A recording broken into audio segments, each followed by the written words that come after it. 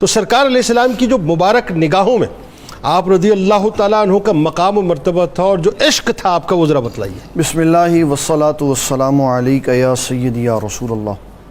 جنید بھائی، یہ دونوں چیزیں لازم و ملزوم ہیں۔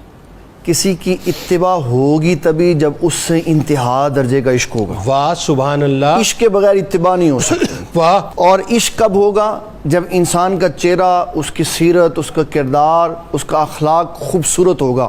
کیا بات؟ اور یہ ساری کوالٹی حضور پاک صلی اللہ علیہ وسلم کے اندر سبحان سبحان۔ تو حضرت سیدنا عثمان غنی رضی اللہ تعالیٰ عنہ جب سے اسلام میں آئے تب سے حضور پاک صلی اللہ علیہ وسلم کی ہر کام میں اتباع کرتے۔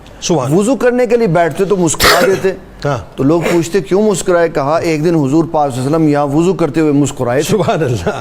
کبھی آپ چلتے ہوئے کوئی بات کرتے، رک جاتے، پیچھے مڑ کے دیکھتے تو کہا کیا ہوا؟ کہا حضور پاک صلی اللہ علیہ وسلم نے یہاں رخ اس طرح پھیرا تھا۔ اللہ۔ ایک ایک کام میں، اور اپنے ہاتھوں میں اشرفیوں کی تھیلیاں پکڑ کے ہر وقت چلتے تھے کہ کہیں آقا کریم صلی اللہ علیہ وسلم حکم فرمائے تو مال نچھاور کر۔ یعنی اس حد تک جو ہے وہ سخی تھے۔ جی بالکل۔ اللہ اکبر۔ اس میں آپ کو بتانا چاہتا ہوں ذرا مالی کیفیت کا اندازہ لگا کے، یہ وہ زمانہ ہے جس میں بکری 1 درہم کی ملتی ہے، ٹھیک ہے، گائیں 3 کی اور اونٹ 5 درہم کا ملتا ہے، اور حضرت سیدنا عثمان غنی رضی اللہ تعالیٰ عنہ نے بئر روما 12,000 درہم میں خریدا۔ اللہ اکبر۔ اس یہودی کے پاس جب بات ہوئی نا تو اس نے 12,000 درہم مانگے، فرمایا کم مانگے، میں تو اس سے زیادہ لے کے آیا تھا۔ اللہ اکبر۔ اس لیے کہ حضور پاک صلی اللہ علیہ وسلم کی اس کے اوپر نگاہ تھی کہ مسلمانوں کو پینے کے لیے یہ چاہیے، اور پھر نبی صلی اللہ تعالی علیہ وسلم کو راضی کرنے کے لیے ہر وقت تیار رہتے تھے۔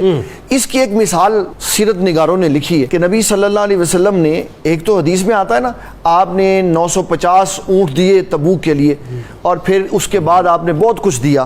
اس کے علاوہ ایک دن حضور پاک صلی اللہ علیہ وسلم نے تبوک کے لیے جانا تھا، تو آپ نے پوچھا عثمان آپ کیا دے رہے ہیں؟ بڑا آپ کے پاس مال ہے۔ تو سیدنا عثمان غنی رضی اللہ تعالیٰ عنہ نے کہا میں 10,000 بندوں کا کھانا دوں گا۔ جب یہ سارا کچھ حضور پاک صلی اللہ علیہ وسلم کے ساتھ جوڑ دیا، اپنی خوشیاں، اپنی زندگی، اپنا نظام، تو حضور پاک صلی اللہ علیہ وسلم نے جواباً کیسی محبت دی کہ آقا کریم صلی اللہ علیہ وسلم کو اطلاع ملی ایک جنازہ آیا، تو آقا کریم صلی اللہ علیہ وسلم جنازہ پڑھانے سے پہلے یہ ضرور پوچھتے تھے کہ کیا اس بندے کے اوپر کسی کا قرض تو نہیں؟ مقروض کی نماز جنازہ نہیں پڑھاتے، ٹھیک ہے، اور اس کے لیے آپ صلی اللہ علیہ وسلم کا طریقہ کار یہ ہوتا تھا کہ آپ فرماتے تھے اپنے بھائی پہ نماز جنازہ خود پڑھ لو، اس لیے کہ کسی کا مال اس نے رکھا ہوا ہے اور وہ مال کی امید لگا کے بہر حضور شفقت کے لیے دعا فرما رہے ہیں، اس کے اوپر کیا گزرے؟ اگر کسی کی نماز جنازہ پڑھانی مقصود ہوتی تو صحابہ یہ عرض کرتے حضور ہم قرض دے دیں گے، آپ نماز جنازہ پڑھا دیں، پھر پڑھا دیتے۔ ٹھیک ہے۔ آپ صلی اللہ علیہ وسلم کو اطلاع ملی ایک جنازہ آیا، تو نبی صلی اللہ علیہ وسلم نے جب اس مرے ہوئے بندے کا چہرہ دیکھا نا تو آپ واپس چلے گئے۔ اللہ۔ تو صحابہ نے عرض کی حضور یہ کون ہے جس کی نماز جنازہ پڑھانی ہے؟ آپ نے پسند نہیں کی۔ آپ نے فرمایا یہ میرے عثمان کے خلاف باتیں کرتا۔